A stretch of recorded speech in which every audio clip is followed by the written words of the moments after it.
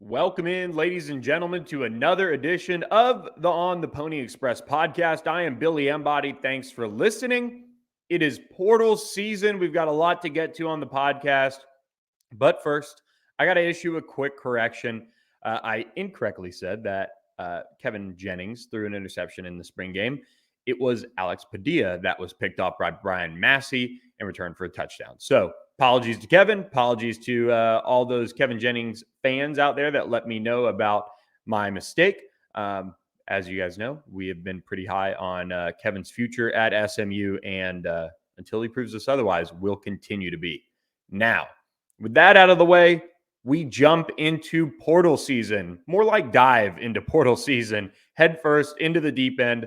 SMU continues to be active in the NCAA transfer portal. That window opened on Saturday and runs until April 30th. And boy, Tuesday brought some big news as two Dallas area natives entered the transfer portal from TCU. Big news as former five-star and one-time SMU and Oklahoma commit, Jordan Hudson entered the transfer portal after just one season with the Horned Frogs. He played in 14 games as a true freshman for the Frogs. The wide receiver caught 14 balls for 174 yards and 3 scores. He'll have 4 years to play 3 seasons at his next stop. Now, he was a former five-star, 4-on-3, a top 20 overall prospect in the country. But most importantly for SMU, he is familiar with the school. Now, the list of programs that are going to come after Jordan Hudson now that he's entered the portal is going to be long. It will be a battle.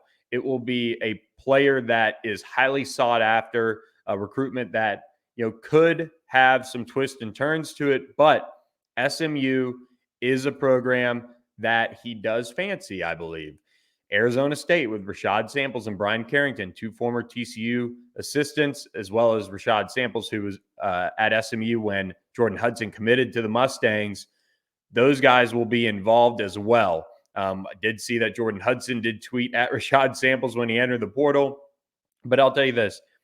I think SMU's need for the future at outside receiver is very important. We've talked for months now about SMU wanting an outside receiver, even when they did bring in Romello Brinson from Miami. Romello had a really nice spring game and a good end to his spring the last few weeks of practice, really emerging as a guy you've got to feel good about long term. But still, once Keyshawn Smith, once Jordan Curley, guys like that are out the door, Moochie Dixon is entering kind of the back half of his career, you need that next guy. And that's where I think SMU, with their spots available, and we've talked about SMU probably being in that 5 to 7 spot range as far as transfer portal spots go, they could be a big player here. And I expect them to swing away at Jordan Hudson. And it makes sense. Former 5-star receiver, a guy that could come in and provide immediate competition on the outside. He's very, very talented. One of the top prospects in the entire country when he came out of Garland High School. SMU staff, when they took over, tried to keep him on board, tried to land him, but instead he goes to TCU. He gets to play a good bit as a true freshman on that team that did go to the national championship game, but now he's looking for that next stop. TCU lost Quentin Johnston to the NFL draft. They do have a decent group of receivers in there, but this is a guy that was challenging and getting first-team reps during the spring and was expected to be a huge piece of their offense in 2023. I think for SMU, you've got to kick the tires on Jordan Hudson. We'll get into some other guys that SMU could certainly target in the transfer portal overall, and one in particular at wide receiver. But Jordan Hudson fits the mold of what SMU looks for. When things don't work out at another school, they would love to bring Dallas guys back home. And Jordan Hudson would be a grand slam. Not only do you take a receiver that TCU was certainly high on his future, and they got him on board as a 2022 signee, and he played a lot as a freshman, but you would address your need long-term at the outside receiver position. So we're going to monitor Jordan Hudson. That'll be a big name for SMU fans to watch. We'll see what visits he takes if SMU can secure one, which Wouldn't surprise me if they did, but he's very familiar with the school, which is important. That's a good starting point. He's been on campus. He's been around SMU a good bit.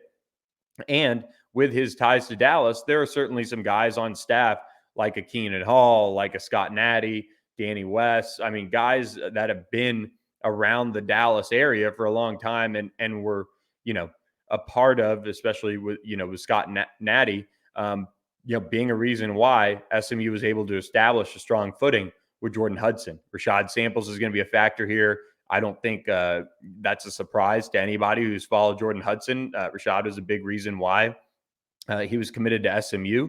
But SMU will now have its shot to get into the Jordan Hudson sweepstakes again. So Jordan Hudson is one of the biggest names to enter the transfer portal this window, without a doubt. And probably overall, when you look at the entire cycle, when you look at younger players entering the portal, he'll be one of the top guys overall, without a doubt. On the flip side of that, the defensive side, TCU defensive back Kyron Chambers, a former Dallas South Oak Cliffs standout, did enter the portal as well on Tuesday. He's somebody that played in 5 games. He didn't record a tackle with the Frogs this year, but again, is somebody that SMU, I think, would look at. We've talked about wanting to address the secondary. And again, we'll talk about another name that SMU offered this week in the secondary, but Kyron Chambers played corner at TCU. He got some run with the ones at times this spring. He's been battling for a starting spot, and now is going to leave as well after one season. So don't know what's going on over there, but certainly if you're TCU, you lose 2 of your young players. That's a cause for concern, especially guys that are in the Dallas area and from the Dallas area. Kyron Chambers, 6 foot, 195-pound defensive back. I think he could bring that versatility that SMU likes in its defensive backs. We've seen them bring in, obviously, corners and safeties, but there were guys that they brought in, like a CJ Sanders, for example, who could have played all over the defense. He ends up slotting in at that nickel spot. I'm intrigued to see if SMU can get involved with Kyron Chambers, how he would fit in to the secondary. We have talked about SMU wanting a safety in this transfer portal class. Rocket Rahimi no longer a part of that transfer class. They still want to address with one more safety. Will Kyron Chambers be that, or will he be a corner? That would be something that they would probably decide if he got on campus. But again, a guy that won a state championship at SOC, had a very encouraging 11:03 100-meter time as a senior. So he's got some speed to him. He's just shy of that coveted under 11 mark in the 100-meter. He was on the edge of being a 4-star for the On3 industry ranking. He was a 4-star on-3, ranking him inside our On300, number 30 cornerback nationally. He had Arizona, where he was committed for a long time before TCU flipped him. Indiana, Oklahoma State, South Carolina, and others offered him when he was a recruit in the 2022 class. So I'm not sure if he is going to be a redshirt freshman or a sophomore next year. He did play in 5 games. I didn't get a chance to check if one of those was the bowl game, which the NCAA, nixed as far as accounting towards your eligibility. But either way, a guy that's going to have 3 years to play for you. He'll either have 4 years to play 3 or 3 years straight up to play, or I guess he would have 4. So I guess it would be a little bit of a difference there. But either way, multiple years remaining, which is nice. SMU, I'm intrigued to see if they do go after Kyron Chambers, which I think with the pipeline SMU is built at Dallas South Oak Cliff, I would think they kick the tires on him, especially if they have the spots. And I did drop notes on Jordan Hudson and Kyron Chambers on theponyexpress.com. If you're listening to this on Tuesday, we did extend our spring game special. $10 for 4 months gets you access to the site. So go to theponyexpress.com and subscribe. Do that. You're not going to want to miss this portal season. Now, with Kyron Chambers, I think, again, you're going to want to see where he takes visits. I saw he tweeted, once again, at Rashad Samples, a guy he's very familiar with. Who else will get involved there? I think most programs covet a defensive back with the amount of eligibility he has left, and SMU is going to be one of those programs, I would guess, that takes a stab at Kyron Chambers, because when you have that amount of time and eligibility left, that makes you even more attractive when you enter the portal. So those are the two big names that SMU is now, I would think, in the mix for when it comes to the NCAA transfer portal. Those are the big names that really got everybody going on our message board on Tuesday as that news hit. So again, be sure to subscribe to ontheponyexpress.com. Before we get into the other names that we're going to talk about on this podcast, as far as transfers and transfer needs, positions for SMU, I'm really excited about this. We are partnering. Oh, that is wrong. We are partnering with Smoke Provisions to bring you guys a contest. And I'm really excited about this because I've, had Smoke Provisions multiple times now, had a bachelor party that I attended in Austin, and we were able to secure them as our barbecue of choice for the weekend. They came in, catered it all. Shay Dow and them at Smoke Provisions do a terrific job. And we're going to bring you guys a contest. And the contest for our subscribers is going to be fairly simple. We're going to have a really exciting contest here for you guys. And it's going to be pretty simple. It's a contest for who could bring on the most subscribers to ontheponyexpress.com. So if you want to get a jump on it while we have the deal, you can before that runs out. But the winner is going to be the person that gets the most subscribers from this contest. The contest is going to run until May 17th.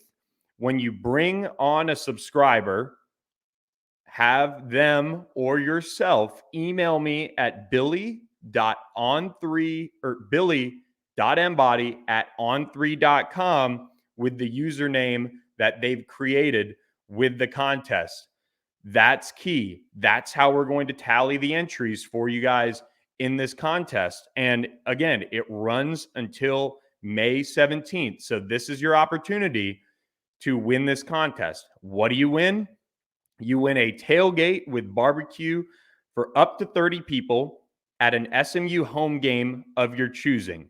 Smoke will cater the menu and figure all that out for you and your guests, and they're going to be able to bring that to you as your prize for winning this contest. So we're really excited about that.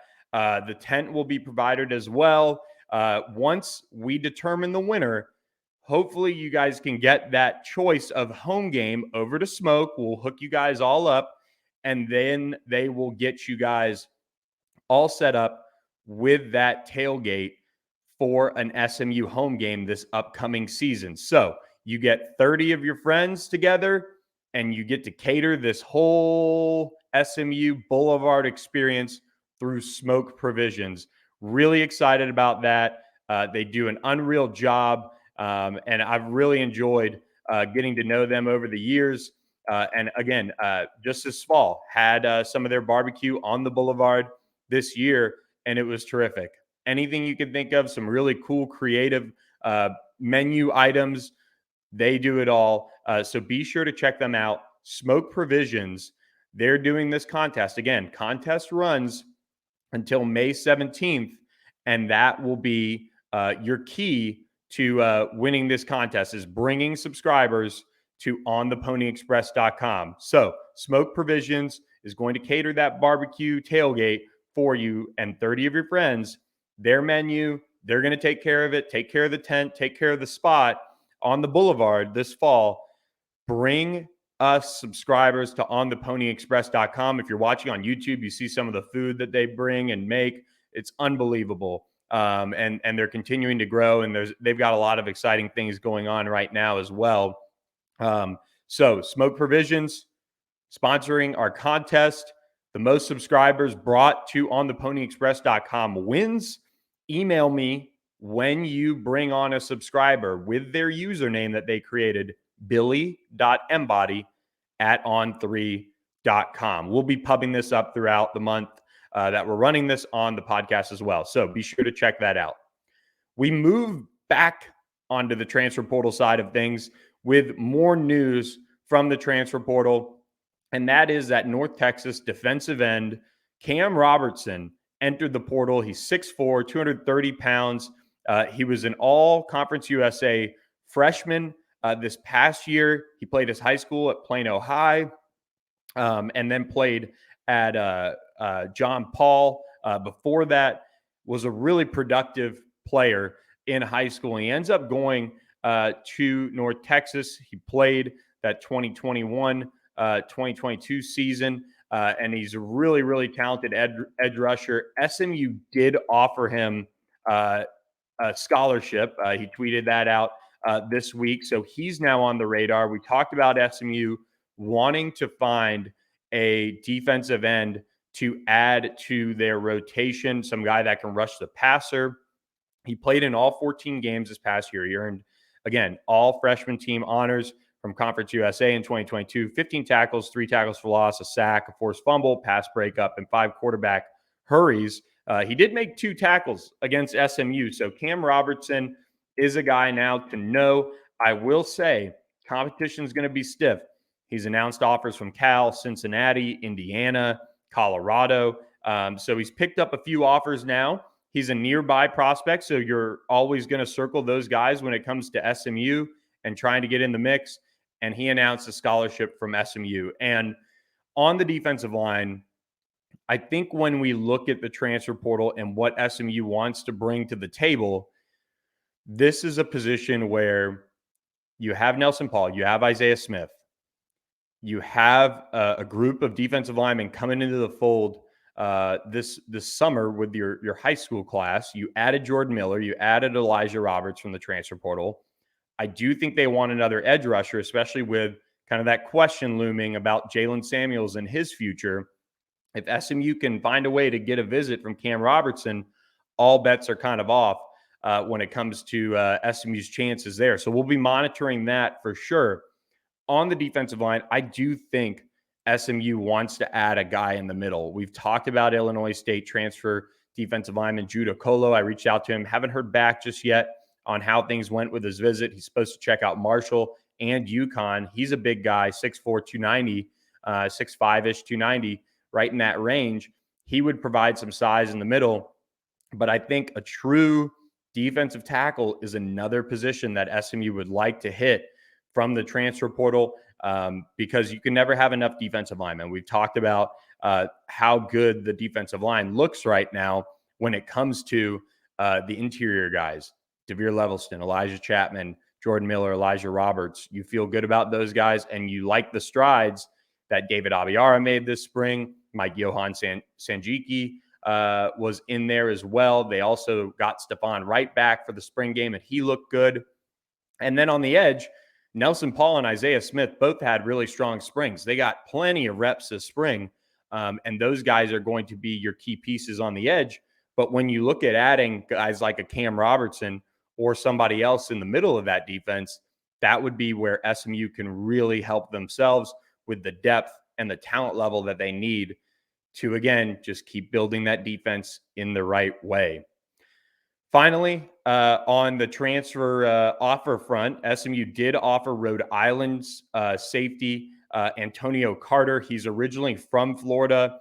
He's coming off his redshirt junior season, or he's going to be a redshirt junior. He'll have 2 years of eligibility remaining. He redshirted in 2019. He had his free year in 2020, and then played in 22 games over the last 2 years, making 21 starts. Really productive player with over 100 tackles from that safety spot, 6'1", 200. So some good size there.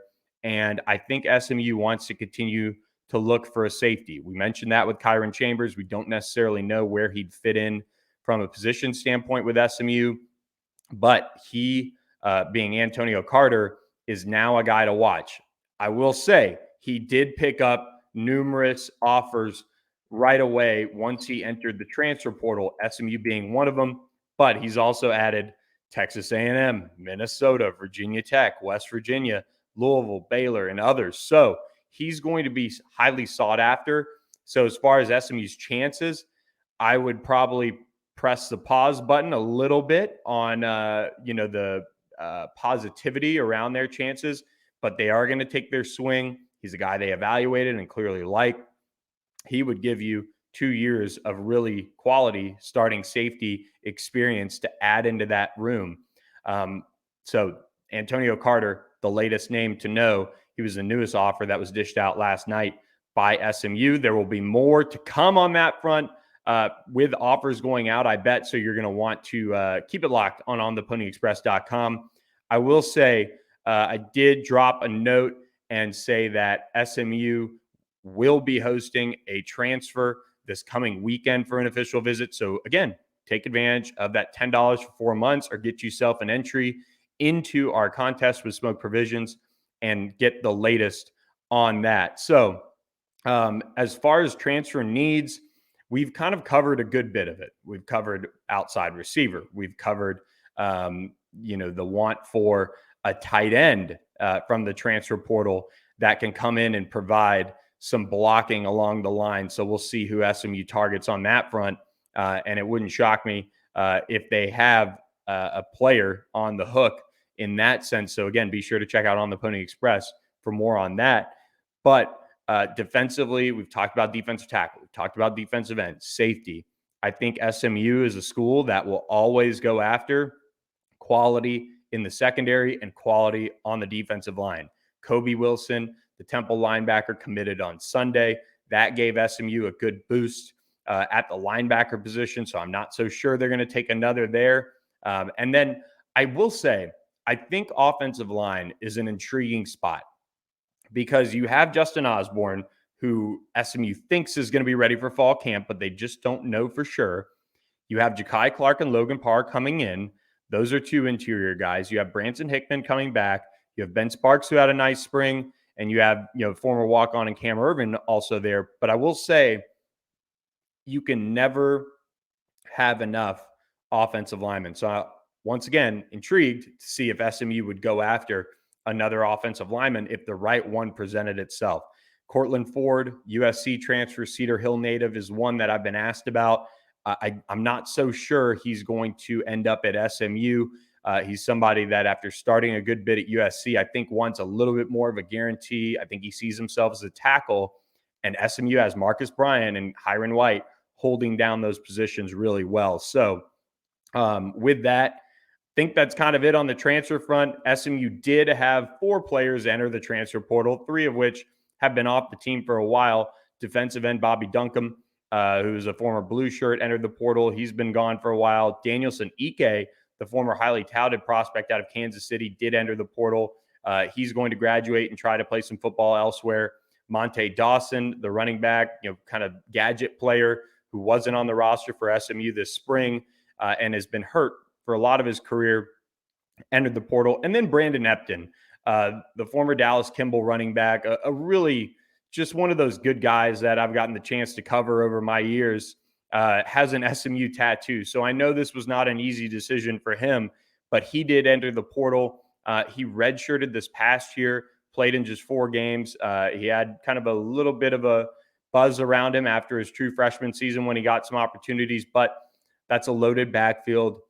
It just didn't ultimately pan out for him to earn reps in a game at SMU. So he's moving on, and I wish him the best because he's, like I said, one of the good guys out there. And I know he loves SMU, so it was a tough decision for him, but he's going to go try and find another place to play. So with that, going to wrap up this transfer portal edition of the podcast. I still got you guys for that recruiting podcast, breaking down SMU's needs, top targets in the 2024 class. That one will be a long one, and we're going to do that on Thursday for you guys. But with that, we're going to close out this edition of the podcast. Again, check out Smoke Provisions.